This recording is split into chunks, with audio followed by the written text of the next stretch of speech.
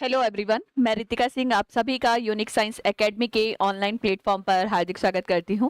तो जैसा कि बॉटनी सेल बायोलॉजी के अंदर जो लास्ट टॉपिक हमारा चल रहा था वो था प्रॉपरली सेल, या जिसे हिंदी में हम कोशिका के नाम से जानते हैं।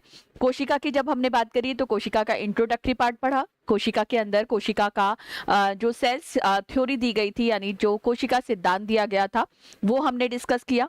कोशिका सिद्धांत के बाद में जो मॉडर्न सेल थ्योरी थी, यानी आधुनिक कोशिका सिद्धांत था, वो हमने पढ़ा। उसके बाद में हमने पढ़ा कि कोशिका की संरचना क्या होती है, कोशिका का आकार क्या होता है, कोशिका की आकृति क्या होती है, और कोशिका की संख्या जो है वो क्या देखी जाती है, या फिर इंग्लिश में मैं बोल सकती हूँ type of cell on the basis of their number, shape and size. यानी सेल के कितने टाइप होते हैं according to their structure, according to their shape, according to their size and according to their number. तो वो हमने discuss किया, जिसमें हमने देखा कि जो लार्जेस्ट सेल होती है या सबसे बड़ी कोशिका जो होती है वो होता है आपका ऑस्ट्रिच का एग, या फिर जिसे हम शुतुरमुर्ग का अंडे के नाम से जानते हैं। अगर आपसे पूछेगा in which of following is the longest cell, मतलब शॉर्ट क्वेश्चन में अगर मान लो आपसे यही पूछे कि कोशिकाओं को उनके आकार के आधार पर, आकृति के आधार पर अलग अलग समूहों में वर्गीकृत कीजिए, तो आपको ये याद रखना है कि जो लॉन्गेस्ट सेल होती है या शरीर की सबसे लंबी कोशिका जो होती है उसे हम नर्व सेल के नाम से जानते हैं। लॉन्गेस्ट सेल जो है वो नर्व सेल हो जाएगी, ह्यूमन की या मानव की तंत्रिका कोशिका जो है वो सबसे लंबी कोशिका होती है। उसके बाद में नेक्स्ट पॉइंट हमने ये देखा था कि स्मॉलेस्ट सेल या सबसे छोटी कोशिका जो है वो होती है आपकी माइकोप्लाज्मा, जिसे हिंदी में हम माइकोप्लाज्मा ही कहते हैं। वैसे उसे हम सूक्ष्मतम सूक्ष्म जीव कहते हैं या स्मॉलेस्ट माइक्रो ऑर्गेनिज्म के नाम से भी जानते हैं। फिर इसके बाद में हमने 2-3 सेल्स के और साइज देखे थे, जिसमें हमने स्पर्म सेल का साइज देखा था, शुक्राणु का साइज देखा था। ह्यूमन का जो शुक्राणु होता है, मानव का जो स्पर्म सेल होता है, शुक्राणु होता है, उसका साइज होता है 60 म्यूकोमीटर। उसके अलावा हमने देखा कि जो अंडाणु होता है, अंड कोशिका होती है, ओवम होता है ह्यूमन के अंदर, उसका साइज अप्रोक्सीमेट होता है 100 म्यूकोमीटर। उसके अलावा हमने आरबीसी की साइज देखी थी 7 म्यूकोमीटर, और उसके अलावा हमने डब्ल्यूबीसी की साइज देखी थी 3 to 4 म्यूकोमीटर। इसके बाद में if I am talking about the shape of cell, यानी कोशिका की अगर मैं आकृति की बात करती हूँ, तो कोशिका की आकृति जो है वो बहुत अलग अलग जीवों के अंदर, यानी डिफरेंट ऑर्गेनिज्म के अंदर जो शेप ऑफ मैं बोल सकती हूँ सेल होती है, यानी कोशिका की जो आकृति होती है वो अलग अलग प्रकार की होती है, डिफरेंट टाइप की होती है। इसमें आपको ये याद रखना है कि it can be round shape, गोलाकार हो सकती है, अंडाकार हो सकती है, ओवल शेप की हो सकती है, ट्राई एंगुलर हो सकती है या ट्रायंगल शेप की हो सकती है, त्रिभुजाकार हो सकती है, रेक्टा एंगुलर हो सकती है जिसे हिंदी में हम आयताकार के नाम से जानते हैं, या फिर मैं बोल सकती हूँ ब्रांच्ड हो सकती है, अनब्रांच्ड हो सकती है, शाखित या अशाखित हो सकती है। कई बार इसकी आकृति स्टार शेप की होती है, ताराकार हो सकती है, या फिर कुछ ऑर्गेनिज्म ऐसे होते हैं जिनके अंदर सेल का जो शेप होता है या कोशिका का जो आकार होता है वो अनियमित होता है या फिर इरेगुलर शेप होता है। इसके अलावा हमने जो पॉइंट पढ़ा था वो ये पढ़ा था कि on the basis of number of cell, यानी कोशिका की संख्या के आधार पर organism can be of 2 type, यानी जीव जो होते हैं वो 2 प्रकार के हो सकते हैं। Either they are the unicellular, या तो वो एक कोशिकीय हो सकते हैं या फिर वो बहुकोशिकीय हो सकते हैं। Either they are the unicellular और द मल्टीसेलुलर।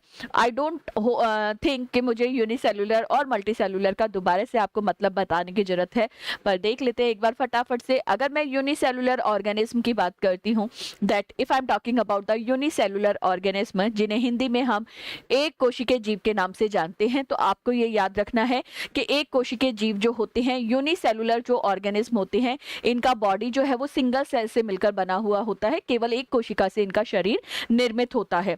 अगर इसके एग्जाम्पल पूछे कि what are the example of unicellular organism, एक कोशिकीय जीवों के उदाहरण क्या होते हैं, तो आपको ये याद रखना है that all members of Monera and Protista are the unicellular, मतलब मोनेरा और प्रोटिस्टा जगत के सभी सदस्य जो हैं वो एक कोशिकीय होते हैं, मतलब उनका शरीर केवल एक कोशिका से मिलकर बना हुआ होता है।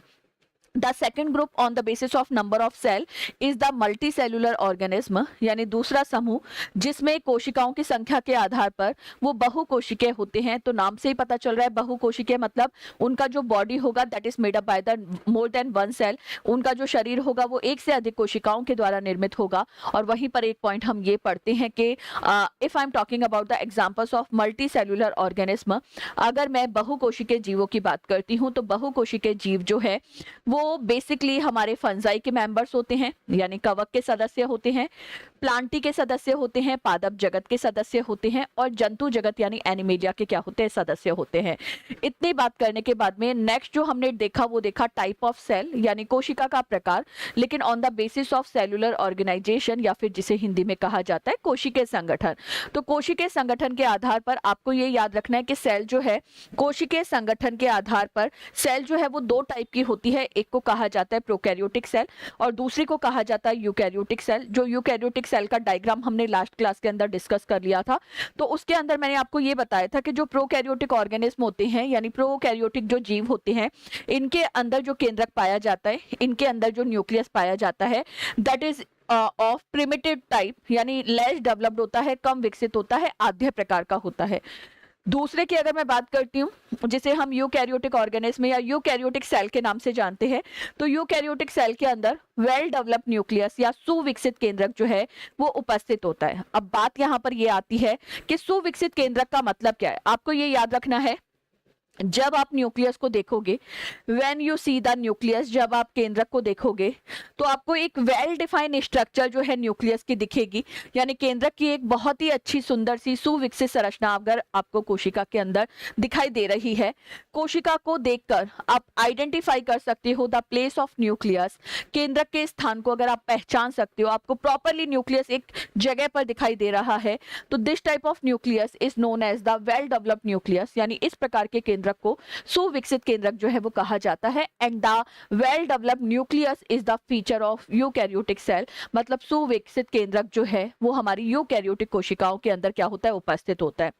इतनी जब हमने बात करी तो आपको ये याद रखना है, देखो मैं एक पॉइंट इसी के अंदर मेंशन करती हूँ कि अगर इसी में से मैं इस न्यूक्लियर एनवेलप को यानी केंद्रक आवरण को गायब कर दूं, ठीक है, तो मुझे लगता है कि अगर मैं केंद्रक आवरण को गायब कर दूंगी, यानी if I will erase the nuclear envelope from this diagram, तो मुझे लगता है कि जो न्यूक्लियर कंपोनेंट है यानी केंद्रक का संगठक पदार्थ है वो पूरी कोशिका के अंदर फैल जाएगा, यानी पूरी सेल के अंदर डिस्ट्रीब्यूट हो जाएगा। And in such situation you can not define the specific position या स्पेसिफिक मैं बोल सकती हूँ place of nucleus, and that type of nucleus is the characteristic feature of prokaryotic cell. Hindi वाले बच्चे सुनेंगे कि अगर इस केंद्रक में से मैं केंद्रक आवरण को लुप्त कर देती हूँ यानी गायब कर देती हूँ, तो उस स्थिति में जो भी केंद्रक के बाकी संगठक पदार्थ हैं वो पूरी कोशिका के अंदर फैल जाएंगे, और जब वो पूरी कोशिका के अंदर फैल जाएंगे तो इस स्थिति में आप केंद्रक की एक विशिष्ट स्थिति बताना, यानी केंद्रक यहाँ से लेकर यहाँ तक है ऐसी स्थिति बताना जो है वो मुझे लगता है उसमें बताने में सक्सेसफुल जो है वो नहीं हो पाओगे। और ऐसा न्यूक्लियस जिसमें केंद्रक आवरण जो है नहीं होता, यानी न्यूक्लियर एनवेलप जो है वो डिसअपियर होता है, एनवेलप भी बोल सकते हैं, मेम्ब्रेन भी बोल सकते हैं, वो डिसअपियर होता है, तो that is the characteristic feature of prokaryotic cell. ये बात आपको याद रखनी है। Already we have mentioned the basic मैं बोल सकती हूँ डेफिनेशन ऑफ प्रिमिटिव न्यूक्लियस या फिर सामान्य जो आद्य केंद्रक है उसकी परिभाषा ऑलरेडी हमने क्लास के अंदर जो है वो मेंशन कर ली थी। चलते हैं आगे, कुछ पॉइंट और मेंशन करते हैं, चलिए इसी में लिखते हैं। इधर यूकैरियोटिक है, इधर प्रोकैरियोटिक है ना, तो इसी में मेंशन कर लेते हैं आगे। चलिए लिखेंगे प्रोकैरियोटिक कोशिका में इनमें केंद्रक आवरण रहित केंद्रक उपस्थित होता है। इनमें केंद्रक आवरण रहित यानी बिना केंद्रक आवरण रहित केंद्रक उपस्थित होता है, केंद्रक उपस्थित होता है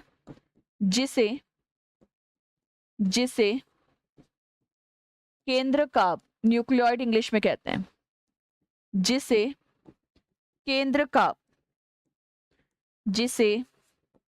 केंद्रकाभ इंग्लिश में न्यूक्लियोइड, हिंदी में भी लिख लेंगे न्यूक्लियोइड, और इसी को बेटा इंग्लिश में नेग्ड न्यूक्लियस भी बोल सकते हैं क्योंकि इसके चारों तरफ कोई कवरिंग नहीं है ना, तो लिख लेंगे नग्न केंद्रक कहा जाता है, नेग्ड न्यूक्लियस कहा जाता है। तो इनमें केंद्रक आवरण रहित केंद्रक उपस्थित होता है, केंद्रक आवरण रहित केंद्रक उपस्थित होता है, जिसे जिसे जिसे केंद्रकाभ जिसे केंद्रकाभ ऑब्लिक करके न्यूक्लियोइड जिसे केंद्रकाभ ऑब्लिक करके न्यूक्लियोइड ऑब्लिक करके नग्न केंद्रक कहा जाता है। नग्न केंद्रक कहा जाता है। नग्न केंद्रक कहा जाता है। स्टूडेंट लिखेंगे in prokaryotic cell nucleus is not surrounded with the help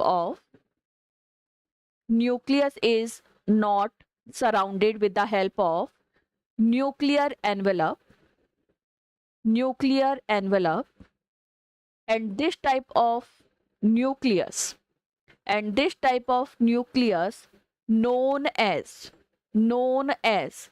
nucleoid, this type of nucleus known as nucleoid oblique करके लिखेंगे नेग्ड न्यूक्लियस, क्योंकि न्यूक्लियस की कोई कवरिंग जो है वहां पर प्रेजेंट नहीं है।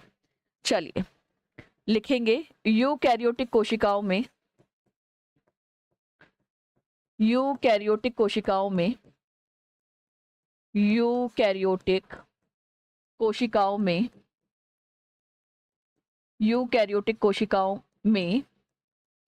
दोहरी झिल्ली युक्त, मतलब डबल मेम्ब्रेन वाला, तो दोहरी झिल्ली युक्त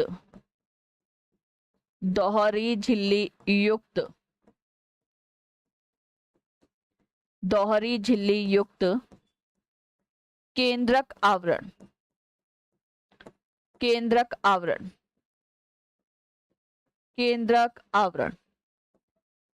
उपस्थित होता है। डबल मेम्ब्रेनस मैं बोल सकती हूँ न्यूक्लियर मेम्ब्रेन प्रेजेंट होती है, तो केंद्रक आवरण उपस्थित होता है। In eukaryotic cell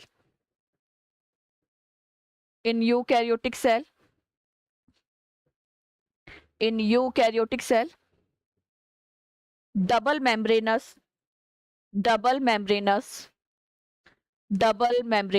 nuclear envelope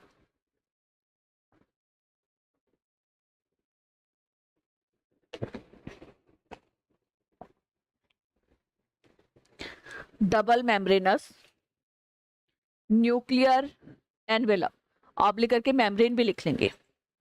nuclear envelope oblique करके मेम्ब्रेन इज प्रेजेंट।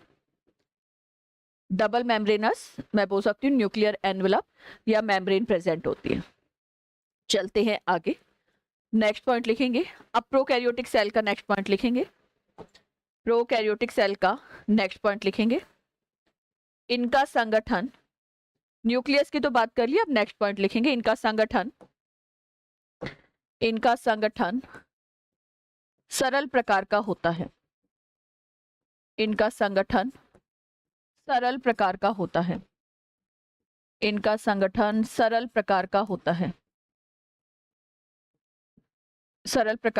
होता है।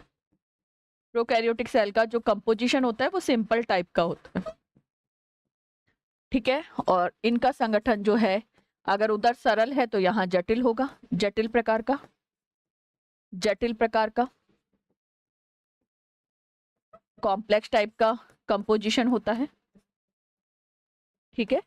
तो हिंदी वाले बच्चों ने लिख लिया होगा, इनका संगठन सरल प्रकार का होता है प्रोकैरियोटिक सेल का। यूकैरियोटिक सेल का लिख लेंगे इनका संगठन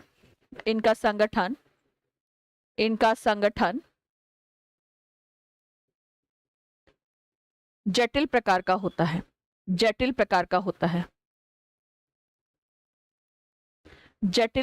होता है,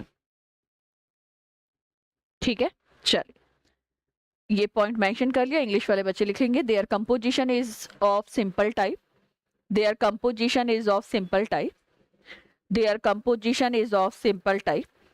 और दूसरे में लिखेंगे their composition is of complex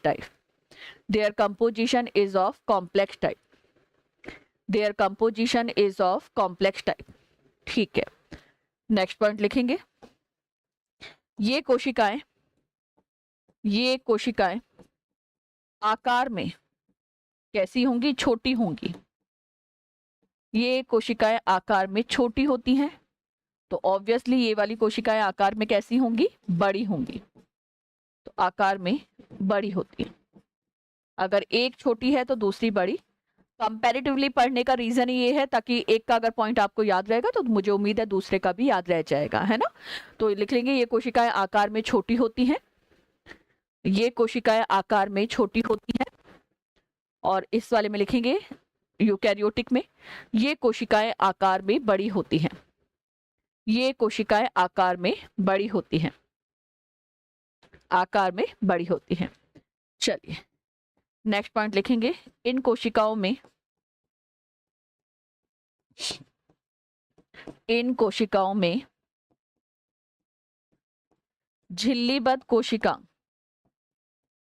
झिल्लीबद्ध मतलब मेम्ब्रेन बाउंड,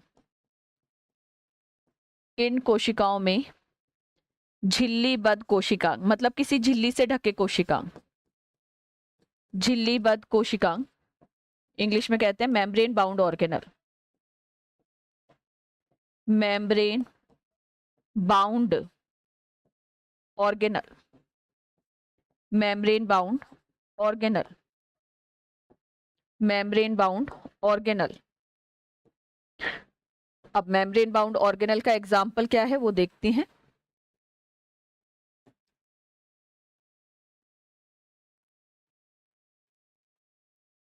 ठीक है, मेम्ब्रेन बाउंड ऑर्गेनल जैसे जैसे माइटोकॉन्ड्रिया, जैसे माइटोकॉन्ड्रिया,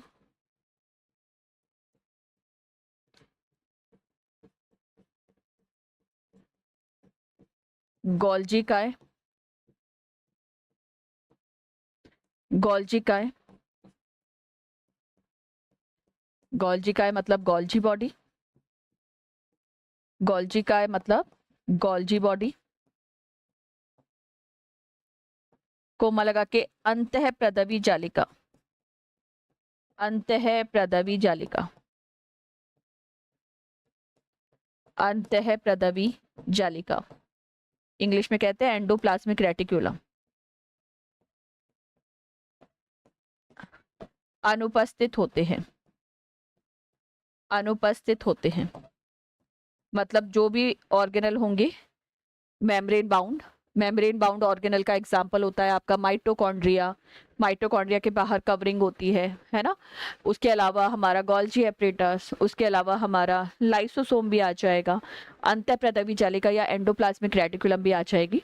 ये सारे ऑर्गेनल इसमें क्या होते हैं? एब्सेंट होते हैं, है ना। तो हिंदी वाले बच्चों ने लिख लिया होगा, इन कोशिकाओं में झिल्लीबद्ध कोशिकांग जैसे माइटोकॉन्ड्रिया, गोल्जिका, अंतःप्रदवी जालिका अनुपस्थित होते हैं। इंग्लिश वाले स्टूडेंट लिखेंगे, in prokaryotic cell, in prokaryotic cell, in prokaryotic cell membrane bound organelles, membrane bound organelles, in prokaryotic cell membrane bound organelles, example लिख लेंगे माइटोकॉन्ड्रिया, माइटोकॉन्ड्रिया, माइटोकॉन्ड्रिया,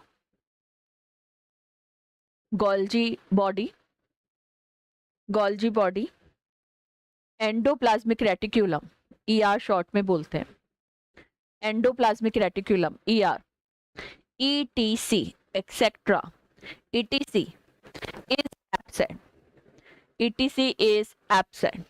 ठीक है, और इसमें लिख लेंगे सभी झिल्ली युक्त कोशिकांग, सभी झिल्ली युक्त कोशिका, और एग्जाम्पल यही आ जाएंगे इधर वाले। तो सभी झिल्ली युक्त कोशिकांग उपस्थित होते हैं, सभी झिल्ली युक्त कोशिकांग उपस्थित होते हैं, उपस्थित होते हैं। All membrane bound organelles, all membrane bound organelles, all membrane bound organelles are present, all membrane bound organelles are present, are present। आगे चलते हैं, है ना। आगे नेक्स्ट पॉइंट देख लेते हैं।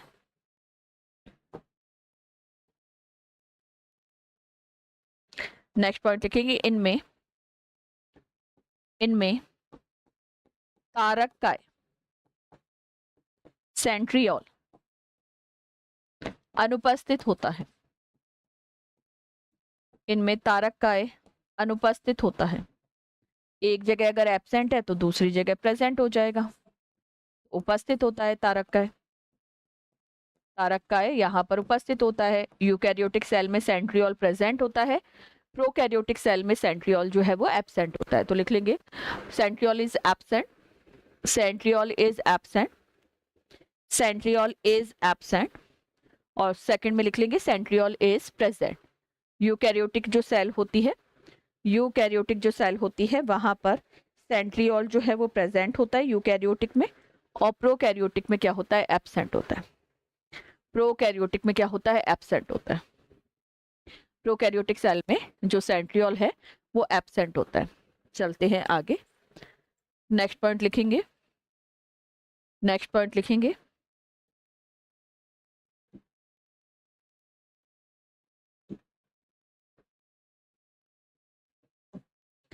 इनमें 70S प्रकार के, इनमें 70S प्रकार के राइबोसोम उपस्थित होते हैं। 70S प्रकार के राइबोसोम उपस्थित होते हैं जो दो उप इकाइयों से मिलकर बने होते हैं, जो दो उप इकाइयों से मिलकर बने होते हैं, जो दो उप इकाइयों से मिलकर बने होते हैं, जो दो उप इकाइयों से मिलकर बने होते हैं। इंग्लिश वाले बच्चे लिखेंगे they have 70S type of ribosome. They have 70S type of ribosome, which is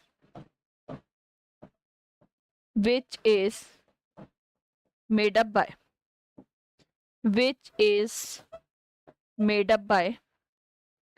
two subunits, which is made up by two subunits, which is made up by two subunits. एक smaller सब unit छोटी उप इकाई और दूसरी बड़ी उप इकाई। तो एज इट इज लिख लेंगे हिंदी और इंग्लिश वाले बच्चे, वन इज स्मॉलर सब unit and one is larger सब यूनिट। वन इज स्मॉलर सब unit and one is larger सब यूनिट। तो स्मॉलर सब यूनिट जो है वो हमारी होती है 30S, छोटी उप इकाई जो है वो होती है 30S। एस का मतलब यहाँ पर सेडिमेंटेशन कोएफिशिएंट होता है, जिसे स्वेडबर्ग यूनिट भी कहते हैं राइबोसोम में, है ना।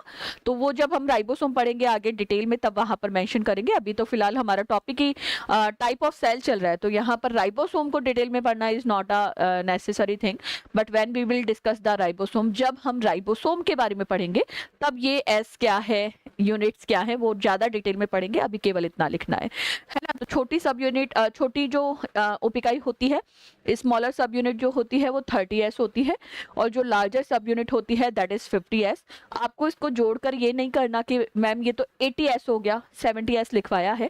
ये इसका बेटा मॉलिक्यूलर मास जो होता है, मॉलिक्यूलर वेट, आणविक भार जो होता है वो अलग होता है, तो आपको तो ये सब यूनिट एज इट इज जो है वो याद रखनी है। चलिए इसमें लिखेंगे दूसरे में, इनमें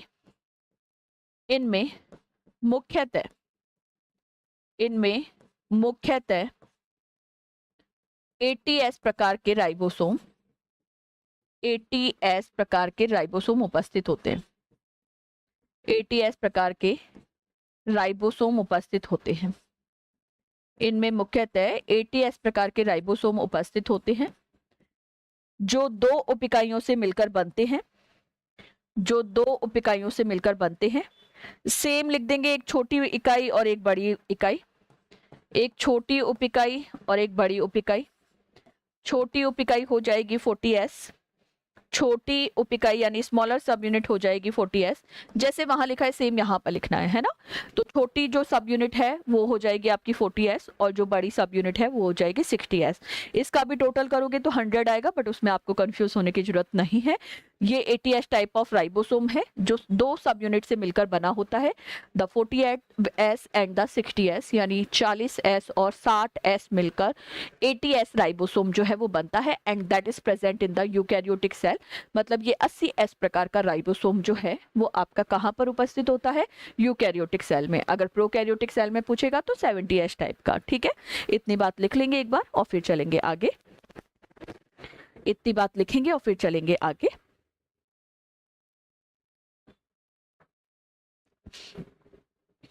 चलिए, एक स्टार लगा के पॉइंट लिखेंगे,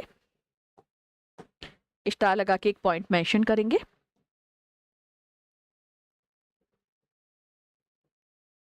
लिखेंगे यूकैरियोटिक कोशिका के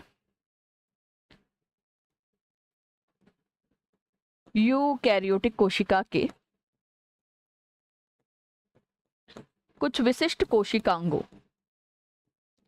यूकैरियोटिक कोशिका के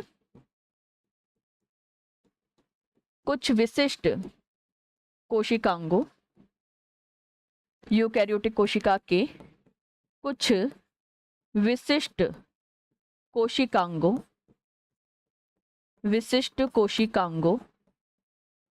में 70s प्रकार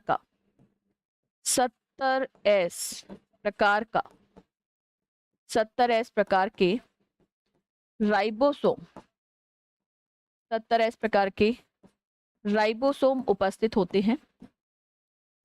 आपसे पूछे कौन से ऐसे सेल ऑर्गेनल्स है जिनके अंदर यूकैरियोटिक सेल के अंदर जो है 70s टाइप ऑफ राइबोसोम होता है, तो एक तो याद रखना है माइटोकॉन्ड्रिया, वन इज माइटोकॉन्ड्रिया, और सेकंड हो जाएगा आपका क्लोरोप्लास्ट। ये पाए तो माइटोकॉन्ड्रिया और क्लोरोप्लास्ट जो है ये प्रेजेंट तो यूकैरियोटिक सेल में होते हैं, मतलब they are found in the eukaryotic cell, है ना, they are found in the eukaryotic cell. But in organelles के अंदर भी अपना खुद का राइबोसोम होता है और वो 80s के बजाय कौन सा एस होता है, 70s। तो एक तो हो जाएगा माइटोकॉन्ड्रिया और दूसरा हो जाएगा क्लोरोप्लास्ट। ये 2 ऑर्गेनल्स के नाम या कोशिकांगों के नाम आपको याद रखने हैं जिसमें आपका 70s type of ribosome present होता है, जबकि ये प्रोकैरियोटिक सेल नहीं यूकैरियोटिक सेल के पार्ट होते हैं, है ना। तो हिंदी वाले बच्चे तो एज इट इज लिख लेंगे जबकि यूकैरियोटिक कोशिका की कुछ विशिष्ट कोशिकांगों में 70s प्रकार का राइबोसोम उपस्थित होता है। एग्जाम्पल लिख लेंगे mitochondria and chloroplast, mitochondria and chloroplast, mitochondria and chloroplast. English वाले स्टूडेंट लिखेंगे while in some cell organelles in eukaryotic cell, while in some cell organelles in eukaryotic cell, while in some cell organelles in eukaryotic cell 70s type of ribosome, 70s type of ribosome are present, 70s type of ribosome are present और example लिख लेंगे chloroplast and mitochondria, example लिखेंगे chloroplast and mitochondria. चलो आगे point देखते हैं और क्या पॉइंट मेंशन करने। नेक्स्ट पॉइंट लिखेंगे प्रोकैरियोटिक कोशिका में इनमें श्वसन यानी रेस्पिरेशन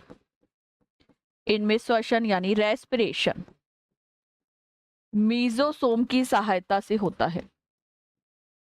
इनमें रेस्पिरेशन मीजोसोम की सहायता से होता है, मतलब इनके पास में कुछ स्पेसिफिक स्ट्रक्चर्स होती हैं प्रोकैरियोटिक सेल्स के पास में जो रेस्पिरेशन में या सेलुलर रेस्पिरेशन में इन्वॉल्व होती हैं। ये तो हो गया प्रोकैरियोटिक की बात। अगर मैं यूकैरियोटिक की बात करूंगी तो आपको अच्छे से पता है कि यूकैरियोटिक सेल के अंदर हमारी बात कर लेते हैं। हमारे अंदर सेल के अंदर जो रेस्पिरेशन हो रहा है, जिसे हम कोशिकीय श्वसन कहते हैं, इंग्लिश में सेलुलर रेस्पिरेशन के नाम से जानते हैं, वो सेलुलर रेस्पिरेशन माइटोकॉन्ड्रिया के अंदर होता है। हिंदी और इंग्लिश में सेम रहेगा, माइटोकॉन्ड्रिया, है ना।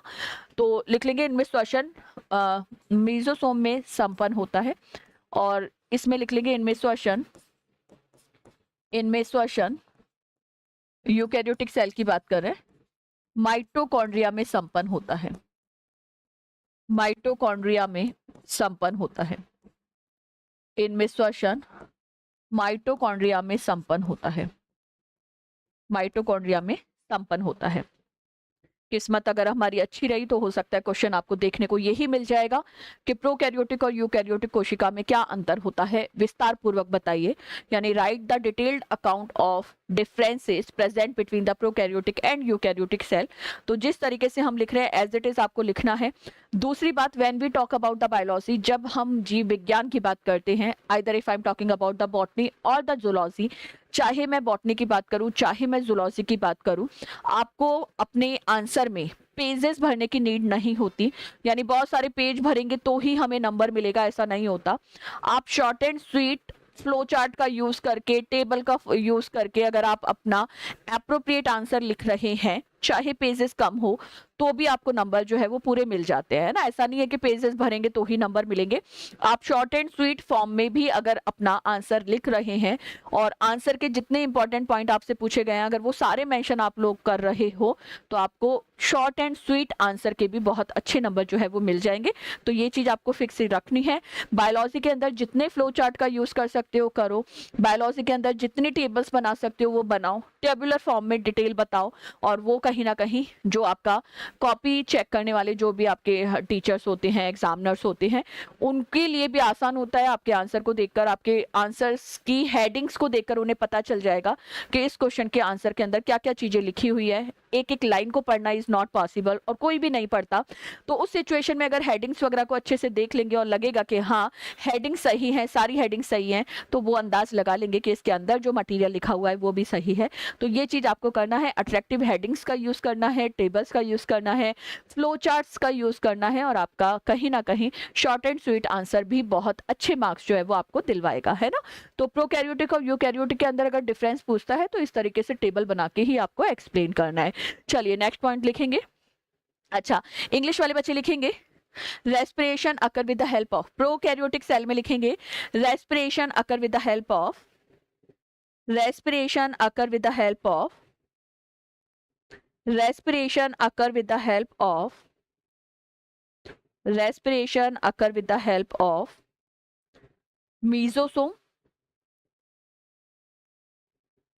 mesosome, और दूसरे में लिख लेंगे respiration occur with the help of mitochondria, respiration occur with the help of mitochondria. उधर मेसोसोम से रेस्पिरेशन होगा, यहाँ पर माइटोकॉन्ड्रिया से होगा। चलिए नेक्स्ट पॉइंट लिखेंगे।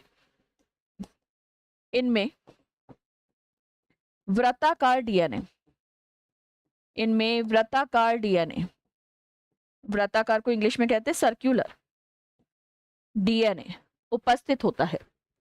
इनमें वृत्ताकार डीएनए उपस्थित होता है। अगर मैं प्लस एंटी लगा रही हूँ, प्लस एंटी लिख रही हूँ इसका मतलब प्रेजेंट, और माइनस एंटी लिखूंगी उसका मतलब एब्सेंट, है ना। तो याद रखना प्लस एंटी मतलब प्रेजेंट उपस्थित, माइनस एंटी लिखूंगी मतलब अनुपस्थित, है ना।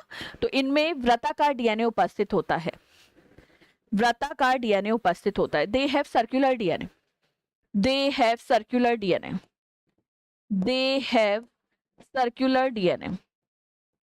और दूसरे में लिखेंगे इनमें, इनमें रेखीय डीएनए उपस्थित होता है। एक में सर्कुलर डीएनए है, दूसरे में लीनियर डीएनए है। तो इनमें चक्रीय डीएनए उपस्थित होता है, वृत्ताकार भी बोल सकते हैं, चक्रीय भी बोल सकते हैं, दोनों ही पॉइंट मेंशन कर लो, है ना। वृत्ताकार या फिर चक्रीय डीएनए उपस्थित होता है। They have circular DNA, they have circular DNA. और दूसरे में लिख लेंगे they have linear DNA, they have linear DNA, they have linear DNA. इनमें रेखीय डीएनए होता है। अब एक पॉइंट जो मैं मेंशन करूंगी, आई थिंक सो आपने 12th क्लास के अंदर पढ़ा हुआ भी है वो टॉपिक। एक टॉपिक आता है जिसे हम डीएनए की पैकेजिंग के नाम से जानते हैं, यानी पैकेजिंग ऑफ डीएनए, जिसमें आप प्रॉपरली न्यूक्लियोसोम मॉडल पढ़ते हो। न्यूक्लियोसोम मॉडल हिंदी और इंग्लिश में न्यूक्लियोसोम मॉडल ही कहते हैं, जिसमें आपने डिफरेंट हिस्टोन प्रोटीन पढ़ा था। अलग अलग प्रकार के हिस्टोन प्रोटीन पढ़े थे, H1, H2A, H2B, H3, H4, these are the histone protein. Histone protein के प्रकार है। तो वो जो डीएनए की पैकेजिंग में हिस्टोन प्रोटीन प्रेजेंट होते हैं वो प्रोकैरियोटिक सेल में तो नहीं पाए जाते, लेकिन जो यूकैरियोटिक सेल होती है यहाँ पर हिस्टोन प्रोटीन जो है वो क्या होते हैं, प्रेजेंट होते हैं।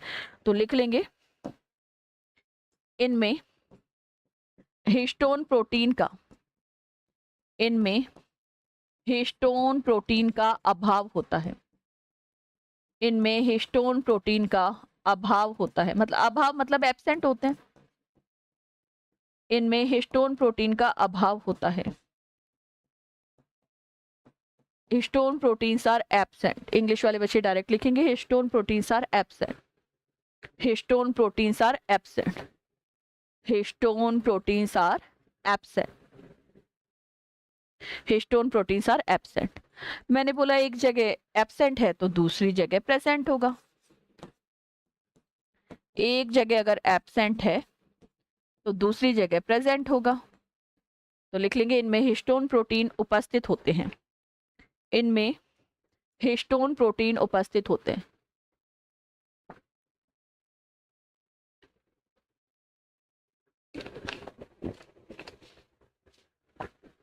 इनमें हिस्टोन प्रोटीन उपस्थित होते हैं। Histone proteins are absent. Histone proteins are absent. चलिए नेक्स्ट पॉइंट लिखेंगे। नेक्स्ट पॉइंट लिखेंगे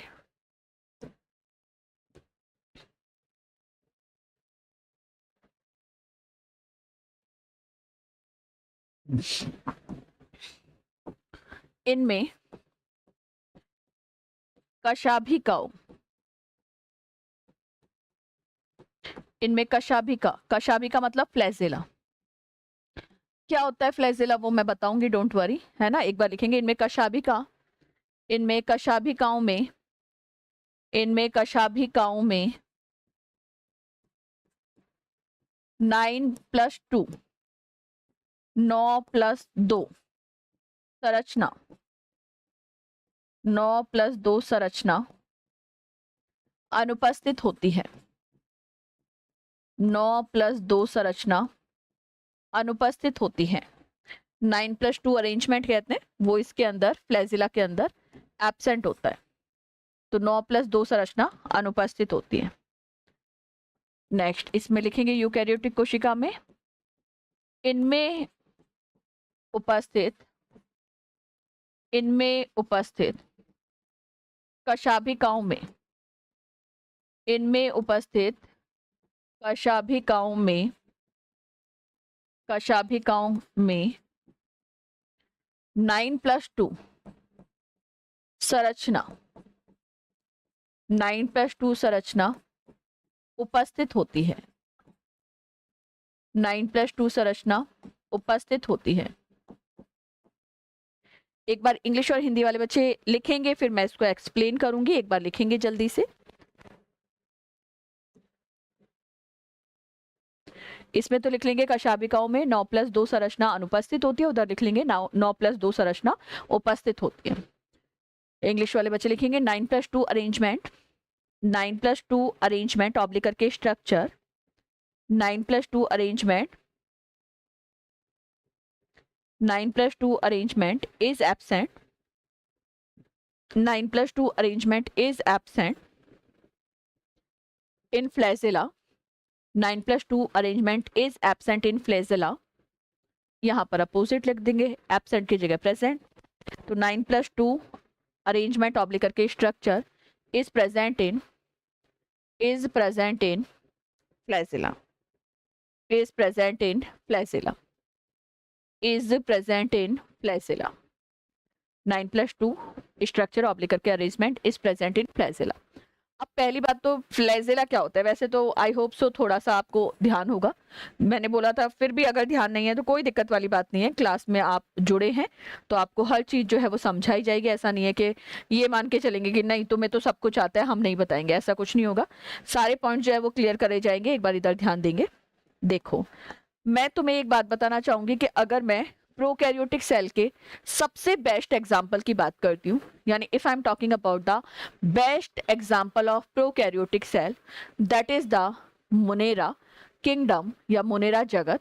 और मोनेरा जगत के अंदर जो हमारे माइक्रो ऑर्गेनिज्म होते हैं, सूक्ष्म जीव होते हैं, वो सम्मिलित होते हैं। अब सूक्ष्म जीव में भी अगर आपसे पूछे कि well known example of micro organism, सूक्ष्म जीव का सर्वश्रेष्ठ उदाहरण क्या है, तो आंसर होगा जीवाणु। चलो ठीक है, अगर मैं बैक्टीरियल सेल की स्ट्रक्चर बनाऊं, मान लो this is the bacterial cell, this is the bacterial cell, bacteria है, ये जीवाणु है, तो इसकी सेल वॉल के ऊपर एक धागे नुमा संरचना होती है, यानी एक फिलामेंटस स्ट्रक्चर होती है on the cell wall of bacteria, and this filamentous structure is known as the flagella. This filamentous structure is known as the flagella, या फिर जिसे हिंदी में कहा जाता है कशाभिक। अब कशाभिक है क्या, वो सुनेंगे। कशाभिक कोशिका पर उपस्थित वो धागेनुमा संरचनाएं होती हैं जिसकी सहायता से कोई भी कोशिका गतिशील बन जाती है। मतलब अगर फ्लैजेला होगा तो वो अपना मूवमेंट खुद दिखा सकता है, वो अपनी गति जो है वो प्रदर्शित कर सकता है। तो ये तो हो गया कि भाई कशाभिक क्या है। चलो ठीक है, बेसिकली एक बार डायग्राम ड्रॉ करेंगे, फिर इसका आगे का पॉइंट समझेंगे कि what is the 9+2 arrangement. What is the 9+2 arrangement, एक बार इतना लिखेंगे, फिर 9+2 अरेंजमेंट देखेंगे कि होता क्या है 9+2 अरेंजमेंट।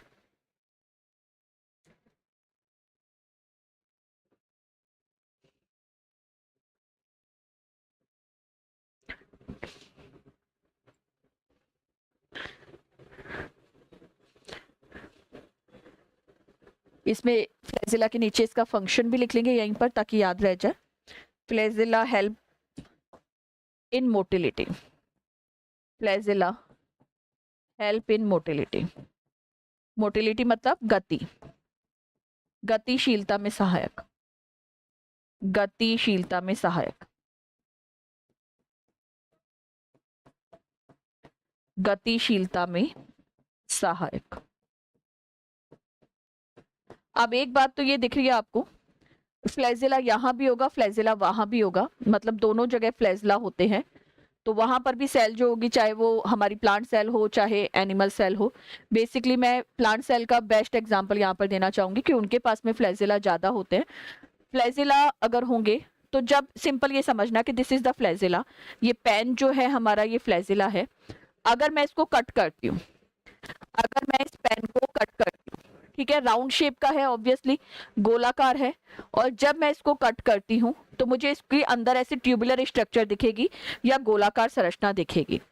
अब इस गोलाकार संरचना के अंदर बहुत सारी माइक्रोट्यूब्यूल्स यानी सूक्ष्म नलिकाएं उपस्थित होती हैं, जो एक तो ऐसे प्रेजेंट होती है सेंटर पार्ट में, दो बना दी मैंने, चश्मा नहीं है, ये माइक्रोट्यूब्यूल्स है ना, सूक्ष्म नलिका, तो दो तो ये हो गई, और 9 जो है वो जोड़ों में उपस्थित होती है, पेयर्स में प्रेजेंट होते हैं 9, 1 2 3 4 5 6 7 8 और ये 9। और ये जो माइक्रोट्यूब्यूल्स होती हैं ये रेडियल स्पोक की हेल्प से, रेडियल स्पोक मतलब अरीय दंड, अरीय दंड की सहायता से इस तरीके से ये आपस में जुड़ी रहती है, आपस में इस तरीके से जुड़ी रहती है। मतलब सेंटर वाला जो केंद्रीय सूक्ष्म नलिकाएं हैं, सेंट्रल मैं बोल सकती हूँ जो माइक्रोट्यूब्यूल्स हैं, उनके साथ में पेरीफेरी मैं बोल सकती हूँ, मैं लिख भी देती हूँ यहाँ पर, लेबलिंग कर देती हूँ, है ना। ये हो गई इंटरनल स्ट्रक्चर ऑफ आपका, मैं बोल सकती हूँ माइक्रो जो हमारा फ्लैजिला। ये जो है ये वाले, ये कहलाती हैं परिधीय सूक्ष्म नलिका, परिधीय सूक्ष्म नलिका, परिधीय सूक्ष्म नलिकाएं, इंग्लिश में peripheral microtubules, peripheral microtubules, peripheral microtubules. और बीच में जो दो दिख रही हैं थोड़ा मैं इनको डार्कर कर देती हूँ, ज्यादा बेटर तरीके से दिख जाएगा। दीज वन,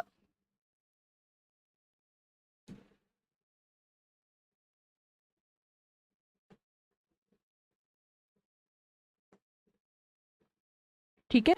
ये जो सेंट्रल वाली होती हैं ये कहलाती हैं आपकी सेंट्रल माइक्रोट्यूब्यूल्स, सेंट्रल माइक्रोट्यूब्यूल्स, या फिर हिंदी में कहा जाता है केंद्रीय सूक्ष्म नलिकाएं। हिंदी में कहते हैं केंद्रीय सूक्ष्म नलिकाएं। प्रोटीन से बनी रहती हैं ये माइक्रोट्यूब्यूल्स जो होती हैं, that are made up by the proteins. ठीक है, अब ध्यान से देखेंगे। मैंने बताया ये तो दो हैं जो सेंटर पार्ट में है, और एक कहीं यहां से स्टार्ट कर लेते हैं, 1 2 3 4 5 6 7 8 और 9, यानी परिधीय सूक्ष्म नलिकाओं की संख्या, यानी पेरिफेरल जो माइक्रोट्यूब्यूल्स होती हैं ये तो हो जाती हैं 9, और जो सेंट्रल माइक्रोट्यूब्यूल्स हो जाती हैं ये हो जाती हैं 2, और इसी अरेंजमेंट को हम कहते हैं 9+2 स्ट्रक्चर। इसी संरचना को कहते हैं 9+2 स्ट्रक्चर, 9+2 संरचना। अब ये स्ट्रक्चर फ्लैजिला में मिलती है, यानी कशाबिक में मिलती है, लेकिन वो कशाबिक किस में होगा? आपका यूकैरियोटिक सेल में होगा। प्रोकैरियोटिक सेल की जब इंटरनल स्ट्रक्चर देखेंगे, फ्लैजिला की, कशाबिक की जब आंतरिक संरचना देखेंगे, तो ऐसा कोई 9+2 का अरेंजमेंट हमें देखने को नहीं मिलता। तो जल्दी से इसको ड्रॉ करेंगे और फिर चलते हैं आगे। जल्दी से इसको ड्रॉ करेंगे फिर चलते हैं आगे। 9+2 अरेंजमेंट हमें पता होना चाहिए। 9+2 स्ट्रक्चर होती क्या है? मुझे उम्मीद है आपको डायग्राम बनाने के बाद में पता चल गया कि 9+2 स्ट्रक्चर होती क्या है।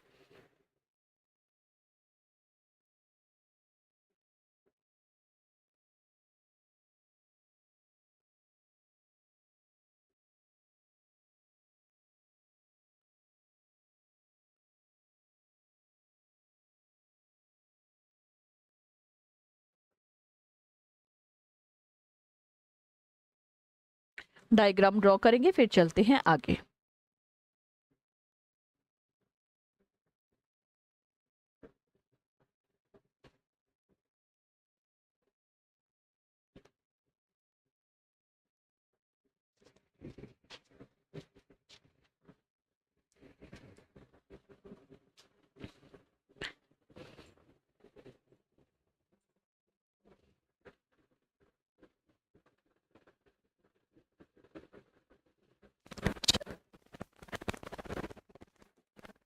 नेक्स्ट पॉइंट मेंशन करते हैं।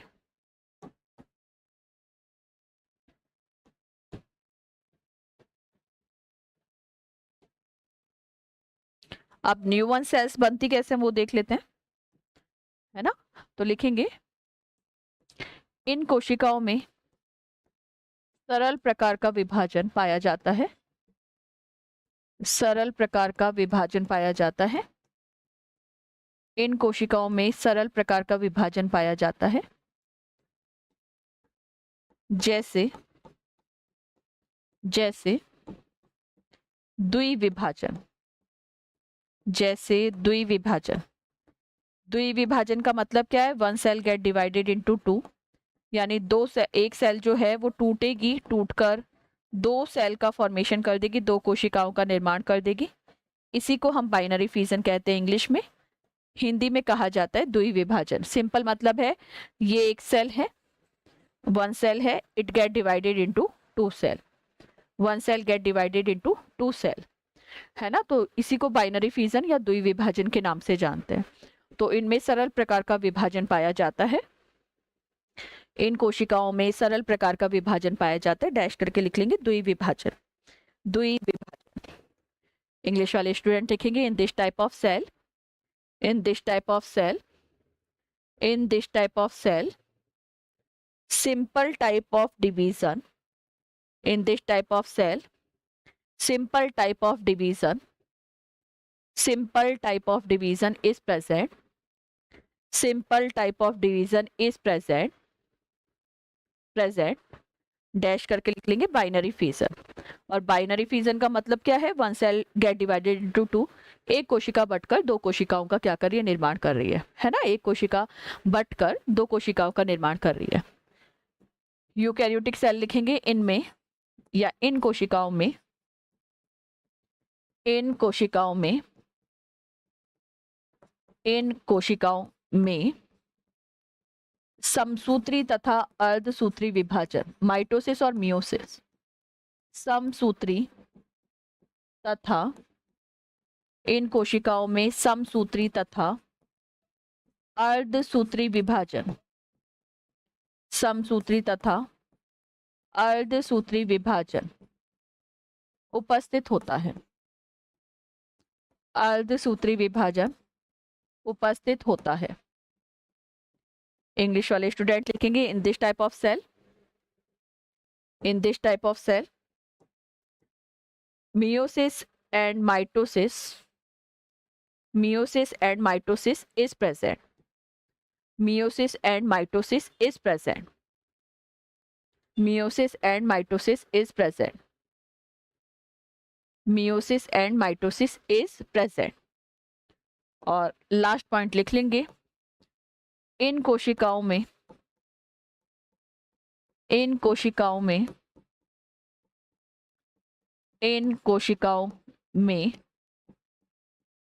नाइट्रोजन स्थिरीकरण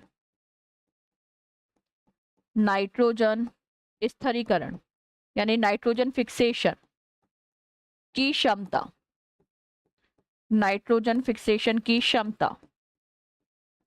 उपस्थित होती है। इन कोशिकाओं में नाइट्रोजन फिक्सेशन या नाइट्रोजन स्थिरीकरण करने की क्षमता उपस्थित होती है। These cells have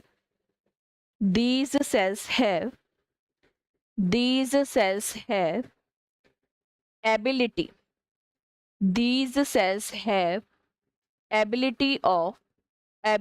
of cell division. These cells have ability of cell division.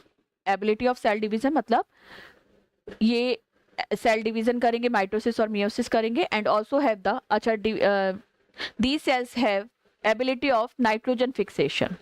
Nitrogen fixation करेंगे, सेल डिवीजन तो कर ही रहे लेकिन नाइट्रोजन फिक्सेशन भी करेंगे। तो इंग्लिश वाले बच्चे लिखेंगे these cells have ability of nitrogen fixation.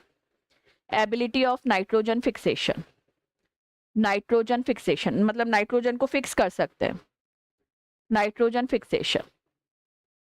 और अगर इनमें है तो इनमें नहीं होगी, अगर एक में प्रेजेंट है तो दूसरे में नहीं होगी। तो लिख लेंगे नाइट्रोजन स्थिरीकरण की क्षमता अनुपस्थित।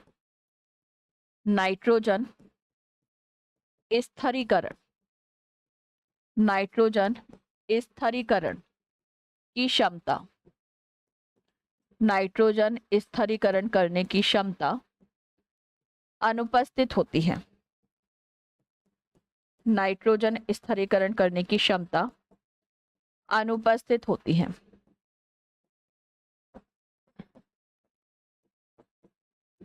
अनुपस्थित होते, ये नाइट्रोजन फिक्सेशन कर सकते हैं, ये नाइट्रोजन फिक्सेशन नहीं कर सकते, बिकॉज इनके पास में कुछ स्पेशलाइज्ड सेल्स होती हैं, कुछ विशिष्टीकृत कोशिकाएं होती हैं जो नाइट्रोजन का फिक्सेशन कर सकती हैं। नाइट्रोजन का फिक्सेशन करने का मतलब क्या है कि जो एटमॉस्फेरिक नाइट्रोजन होती है, जो वातावरण में उपस्थित नाइट्रोजन होती है, उसको उसके कंपाउंड में या यौगिकों में बदला जाता है और उसी प्रक्रिया को नाइट्रोजन फिक्सेशन या नाइट्रोजन स्थिरीकरण कहा जाता है। तो इनके पास तो एबिलिटी होती है कि एटमॉस्फेरिक नाइट्रोजन को ये नाइट्रोजन के कंपाउंड में बदल देंगे, यानी वातावरणीय नाइट्रोजन को उसके यौगिकों में बदल देंगे, पर इनके पास में ऐसी कोई सेल्स या कोई एबिलिटी नहीं होती ताकि वो नाइट्रोजन फिक्सेशन कर पाए और एटमॉस्फेरिक नाइट्रोजन को नाइट्रोजन के कंपाउंड में बदल पाए। तो इंग्लिश वाले बच्चे यूकैरियोटिक सेल में लिखेंगे, इंग्लिश वाले स्टूडेंट यूकैरियोटिक सेल में लिखेंगे they don't have the ability of, they don't have the ability of they don't have the ability of nitrogen fixation, nitrogen fixation, nitrogen fixation। Prokaryotic जो है वो nitrogen fixation कर सकते हैं, ये नहीं कर सकते। इतनी बात करी तो लास्ट पॉइंट लिखेंगे अब खत्म प्रोकैरियोटिक सेल और यूकैरियोटिक सेल। लिखेंगे एग्जाम्पल, पहला एग्जाम्पल लिखेंगे मोनेरा जगत के मोनेरा जगत के सभी सदस्य, मोनेरा जगत के सभी सदस्य, इंग्लिश वाले स्टूडेंट लिखेंगे all the members of, all the members of Monera kingdom, all the members of Monera kingdom, all the members of Monera kingdom.